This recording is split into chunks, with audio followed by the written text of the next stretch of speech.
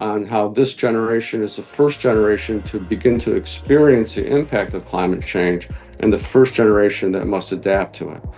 The, and I've always been practical.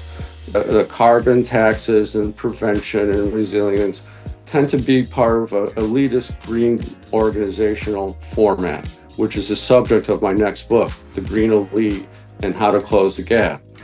It will be painful, it will make me unpopular, but it will be irrefutable in terms of truth. And that is how I use my T in academia. I never got a pay raise, I never got tenure. They refused to let us raise research grants, but we did publish.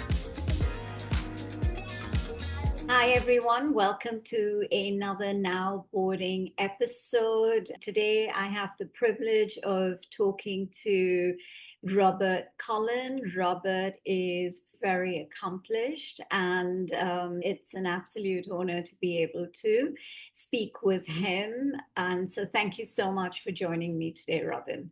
Oh, you're welcome, and the honor is mutual. Thank you.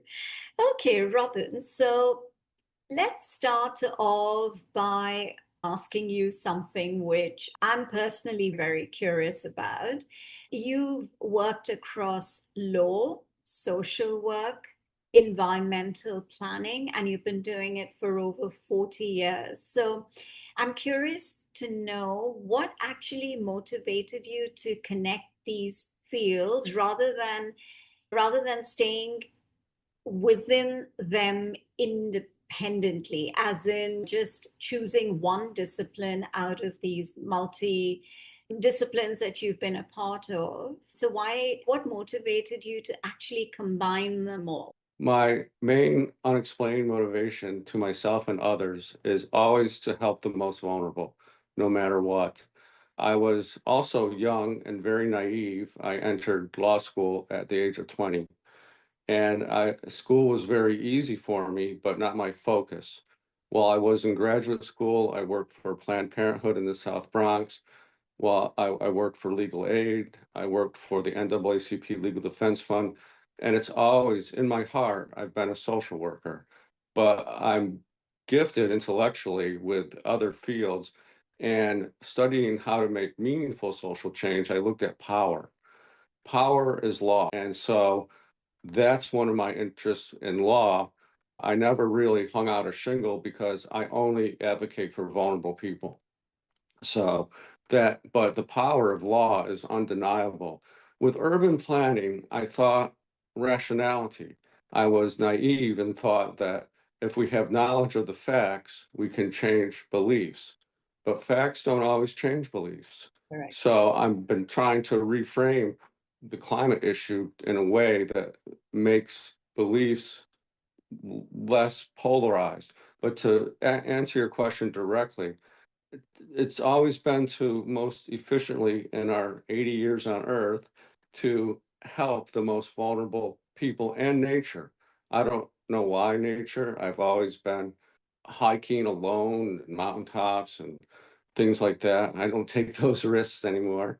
But that has also been inexplicable as a motivation. Many people have asked me that question, and I had mentors in graduate school that would look at me and say, you will make a unique contribution by going into all these fields.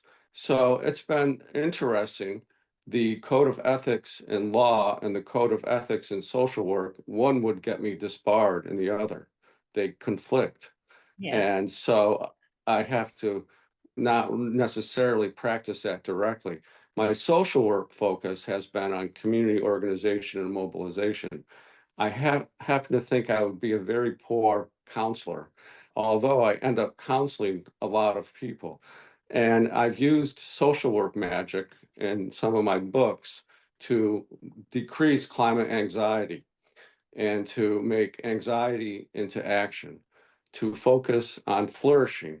Flourishing is the part of a Harvard study that has come out, and it resonates well with empowerment. So that's been the reason for that. I always view the privileges that I have acknowledged and ones that I don't as a duty and responsibility and privilege itself to empower the most vulnerable. We, the species, are together in all of this.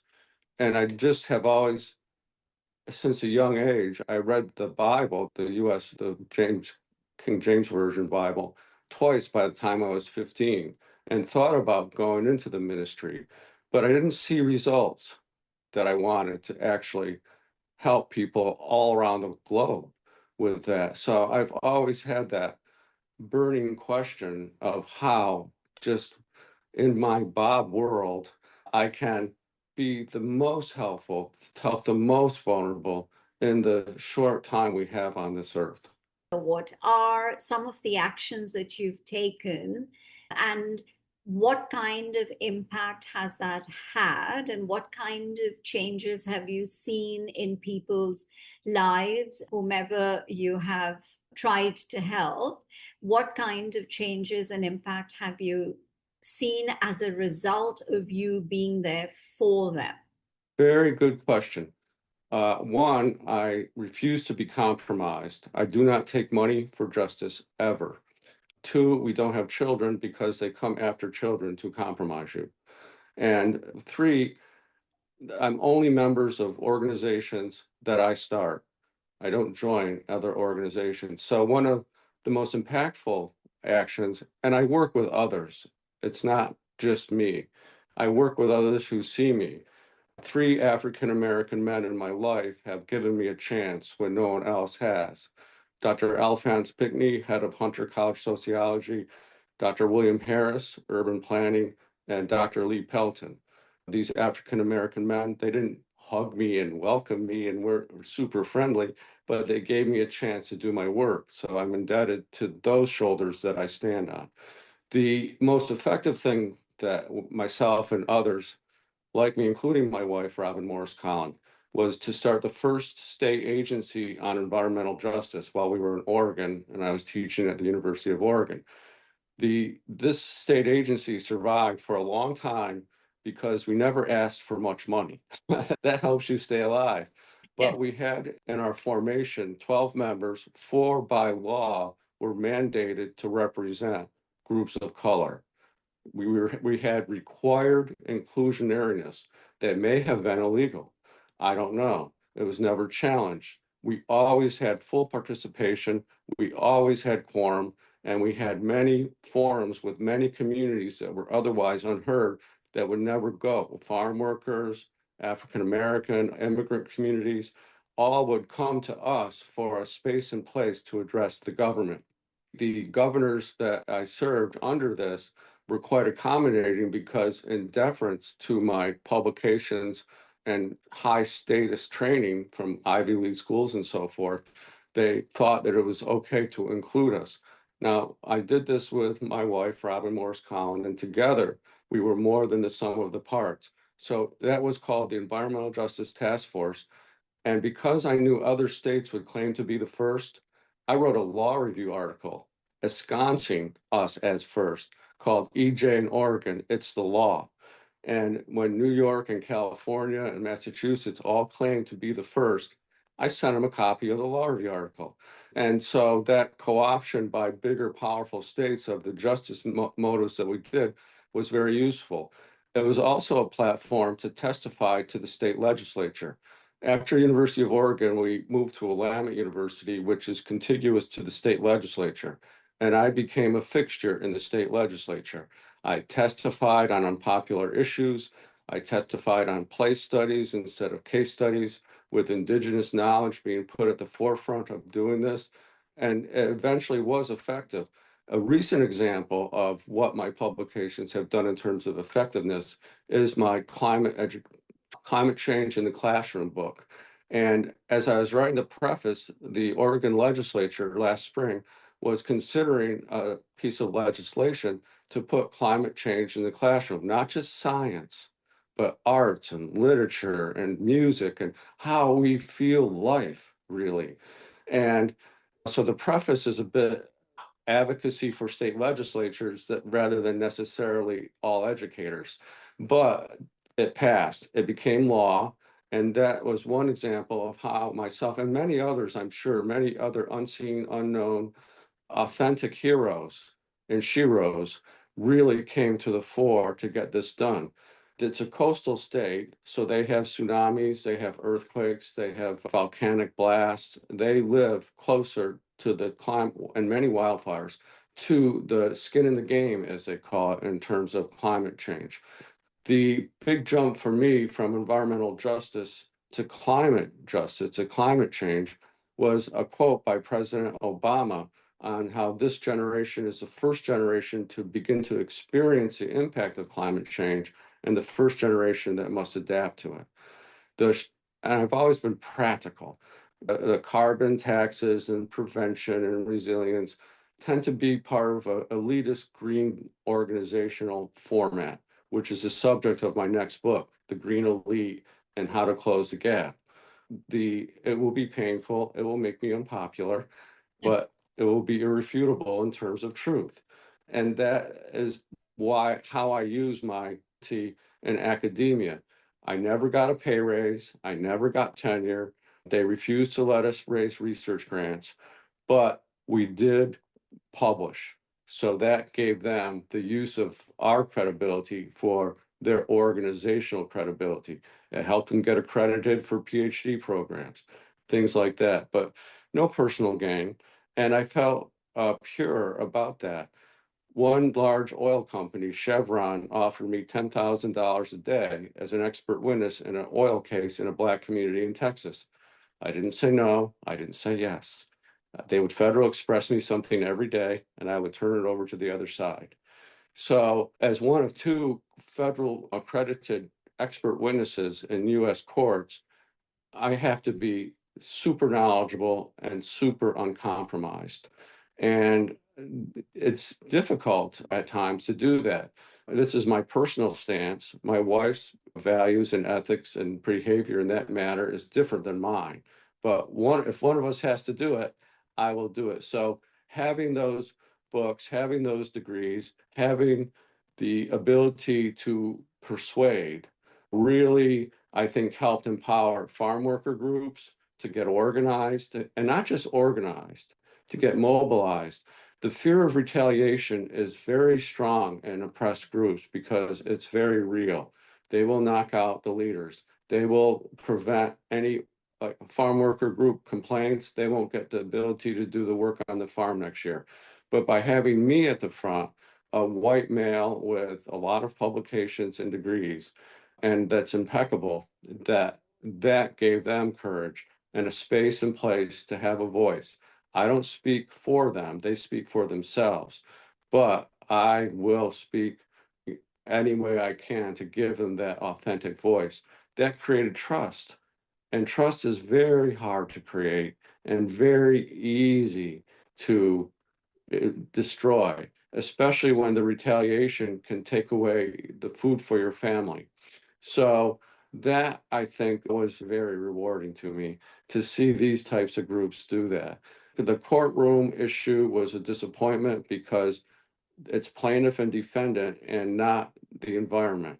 And it's too expensive for many of the groups that I advocate for, and also invites massive retaliation in long-lasting ways that can personally and professionally hurt every person of color that engages in that.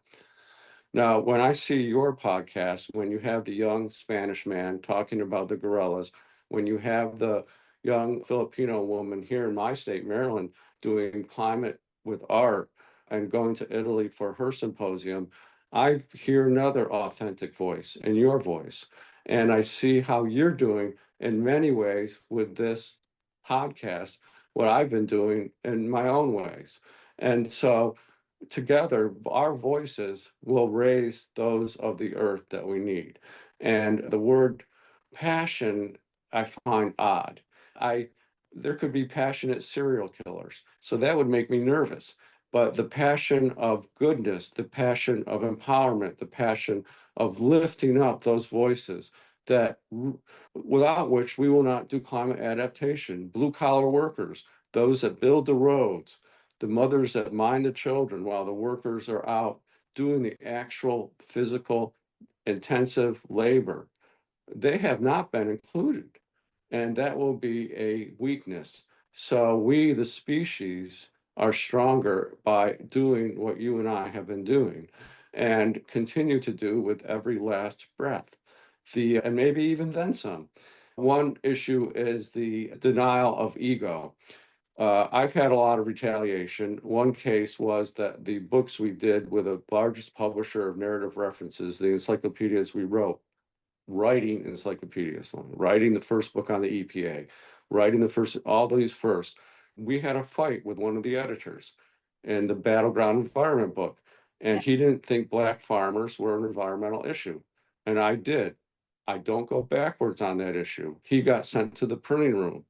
Years later, he's a very high up editor, and he marketed all my books under someone else's name globally on 4 platforms. I don't move on royalties. I don't care about that. And it was upsetting at first. And I caught him, and he sent me a late Saturday night, probably drunk, email where he admitted to all this and snidely and profusely apologized for it.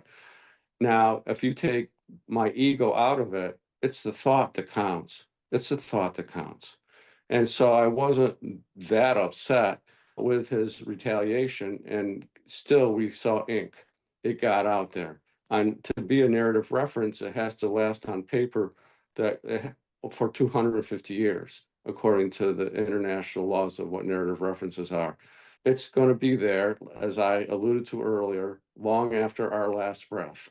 And so I think that helps answer and so will these podcasts. They're, as the younger generation calls, evergreen.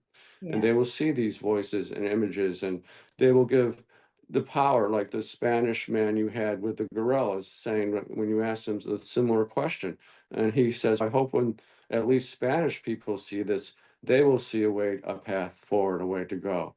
And I think and believe and can factually substantiate all that. Yeah, no, I absolutely, and thank you for just reaffirming the fact that what I am doing is making a difference, and I really appreciate that. And coming from someone who has years and years of experience, far more than I do, I really appreciate that. And thank you. And you're absolutely right. It's very important for voices to be heard, and like you've rightly mentioned, your publications as well, and the advocacy work that you have done, as well as my podcasts, will be there way longer and way after us. So yeah, no, I absolutely appreciate that. If you could issue one climate challenge to our listeners, something that they could act on, maybe straight after listening to this episode, or this week, or this month, or next week, or next year, what would it be? It would be a simple thing that I got in trouble for. And it sounds so simple. Many years ago, I had a concrete tile roof, and I made some paint like a farmer would make paint. It was white paint, and I added the bedazzled type reflective crystals to it. And I painted my roof white by hand. The thermodynamics of heat reduction through simple use of color is phenomenal. We didn't have AC. I don't believe in that, but I can see its need. And that year, the state of Oregon had a tax deduction for energy efficiency, but they didn't include or exclude the use of white paint. That paint cost me $411. I'm a frugal person. And I deducted that as an energy savings factor. Long story short, they allowed it, but then they specifically excluded it next year in the ordinance or statute revisions. And lo and behold, 11 years later, New York City has an ordinance that really wants people to paint things white on their roofs. And entrepreneurs, through chemical test tubes and the brilliancy of the millennial generation, now have a super highly reflective paint. Now, this is not Bob world in the Western world. Many ancient cultures know this and have colors that automatically will reflect the heat. So one simple thing, if you're, and especially with renters, I think landlords should let renters and pay for renters to paint surfaces white. Just that light color alone will reduce heat. Other simple things are rain barrels at gutter spouts so that you have water. Without water, we don't last very long. So those two things are things that can be done quite quickly and right away. There's a range of things depending upon your family, with your children, educating them about natural disasters. We all are vulnerable. We are born vulnerable. And with the increase in natural disasters, the scope of vulnerability increases. So, tragically, here in Maryland, 2 months ago, a 13-year-old boy got swept in an intensive rain situation into a culvert and drowned despite the efforts of well-trained and heroic efforts of emergency personnel. If they just had a cover on that culvert, he would have lived. Another simple thing in the climate education book is to educate your children about that. There's a case in Texas. There is a flash flood. 400 Boy Scouts had been trained in what to do in a flash flood. They all lived. Upstream, where the flood wasn't even as intense, there was a group of children that were not trained. Kids died. There was mortality with that. So a simple conversation would be useful in terms of natural disasters. Now, with the climate anxiety that I alluded to before we recorded, 70% of the world has climate concerns. 45% says it interferes or is part of their daily lives. They become anxious. So the social work magic I alluded to that I talk about in the climate education book is, first of all, and I end up talking to their parents too, by the way, and school boards and things like that, is that it's normal to feel anxiety. You're not weird. You're not abnormal. There's nothing wrong with you. Don't blame yourself for that. Then I show them successful climate adaptation situations and give them agency. I give them agency. You're not helpless. That your question was very good. There are things that you can do with this. You can educate. You can paint your roof white. You can have rain barrels. There are things that you can do. You have agency, and that helps with hope. Then the last thing I do is show them the latest whiz bang thing that the world has done. In Thailand, they have pens made out of bamboo that biodegrade. Now, this isn't scaled up to a broad level, but nonetheless, there are many things that they can do. So that gives them even greater hope to inspire future leaders. New knowledge is phenomenal. New Yeah. knowledge is phenomenal. Just 150 miles east of where I am in Maryland, under the very salty Atlantic Ocean, they have discovered a large body of fresh water under the ocean. It's amazing. It's Yeah, amazing. that's And incredible. they have infrared LIDAR. There's regular LIDAR, now there's infrared LIDAR. 6 months ago, they discovered where all the water goes under the North American continent, the hydrogeology. They didn't know that before. So now, how would our generation predict a drought? We'd look at the weather, we'd look at the jet stream, we'd look at the clouds, we'd talk to elders. Now we can look at the water underground and see where a drought is most likely to occur. So they have such greater knowledge of things. And so by those three things, you're not weird. There are ways to do it. There's greater knowledge at the small and bigger level. You can be part of an adaptive future. And what I don't say, and you have to do it. As I'm trying to calm them down on this issue of climate anxiety, Yeah. and no dictatorial statements from me. They implicitly understand that. So with the climate education in the classroom book, I push it outside of science. I push it to art. I push it to literature. I push it to social sciences and behavior. I move them beyond the disciplinary confines that restrict our advancement. And by being interdisciplinary myself in law, social work, and planning, I'm well aware of how these disciplinary boundaries can get you disbarred by obeying one and obeying the other. They're that strict. We have to change that idea that our education prevents us from thinking. Yeah. No, that is so true. How many books, I'm just curious, how many books have you written outside of the 13. encyclopedia that Robin and wife is Robin, right? Robin, yes. Yeah. Between the two of you, yes, you've written the encyclopedia, but outside of that, how many books have you actually written and Probably the published? whole books, probably three or four. Before that, we did many book chapters. We were always chapter 13. I don't know why. We wrote about urbanism and race. One of the things we wrote about that found expression was environmental reparations. Reparations is a trigger word, coming around again with the land back movement for Indigenous people in North America. That was how we did it. And also early on, I was under the view that law will change minds. So I have about 25 law review articles published and always probably self-indulgently like the intellectual play of a law review article. And I've since changed my mind. So with these latest books, that will one forthcoming, that will be the latest three. But as we grow older and change and try to persuade and meet people where they are, one of the things I'm doing, and it's been an audio challenge, I'm doing an audio book of the climate adaptation book, but I'm doing 7 different voices per chapter so that everyone can hear what someone sounds like to them.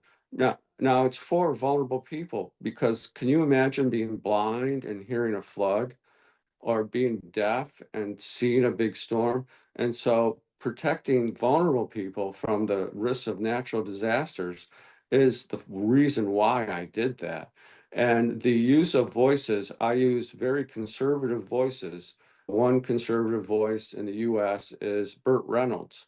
And I use his voice for things like environmental justice and public health hazards and vectors so that a conservative person listening to it has a more open mind. I use a young African American male voice that other people say when I tell them what voice I use, oh, he sounds angry. He does not sound angry to me. So there's a tinge of racism in what people listen to and can hear. I use a Pakistani voice. I use the voice of an old African seer to begin every chapter. I use corporate women, corporate men, and corporate in-betweens in terms of the voices that these people can hear. Now, the audio engineering issues and meeting the specifications for acceptance into these platforms is still in their infancy and is a technological warfare zone right as we speak. Nonetheless, I insist on it, and I think it will be better. And I think it will reach more people. I think it will reach people in assisted living. I think it will reach people that are blind. I think it will reach people who are challenged that don't know how to read or that are raising babies and don't have time to do that. That they can't carry around a book and read it, but they can plug in earphones and they can think, what did he say about what I can do right now with my children?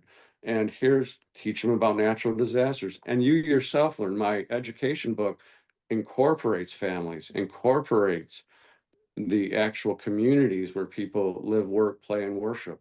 And so we have to change too in terms of our messages and listen and to get to listen to different voices. My next step, and it's just a thought, is to get that in many languages.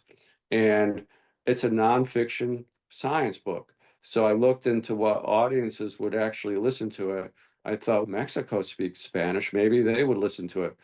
No, they listen to romance novels. But surprisingly, Spain, that of course speaks Spanish, would be a big market for it. They will listen to it because they are burning up with climate change. They know and relate, and it changes their belief structure in ways that other places that we call countries, I think those political boundaries may change not in our lifetime, but eventually evolve down into biological georegions that they know and understand. I'd like it to be in all the languages of the earth, and I'd like it to be for free. And in terms of getting the most effective leveraging of my short time on earth to help the most vulnerable people, that's a dream. I thought I'd share it with you. Oh, that's amazing. That is amazing. And I know it's a dream at the moment, but I think it's the determination behind the determination and the the impact is what will make it happen. So I'm pretty certain that it is going to happen. And I really appreciate Thank you. you sharing that with me. So, if people want to reach out to you, how can they do that? They can just come on by and say hello and have a cup of tea. It depends on which part of the world they are in. So, I know. My email address is my name backwards, Collin, Collin, Robert, Robert, the number 4 at gmail.com. My author's website is cloudsbus2.com, clouds, CLOUDSBBE2, the number 2.com. That's new to me to have one of those. That's always interesting. I love learning and will continue to do so. That would be a good way to do that. And yeah, that would be the two best ways. amazing. Amazing. Thank you so much, Robert. This was a very insightful conversation, and I really enjoyed listening to you. So, I appreciate your Thank you. Thank you. You keep up the good work, young lady, because thank you'll you. be here a lot longer than me, and you are doing beyond our knowledge, beyond our eyes, beyond our ears. People listen, they feel empowered, and your elegance and graciousness gives strength to your message. So thank you very much. I'm very honored.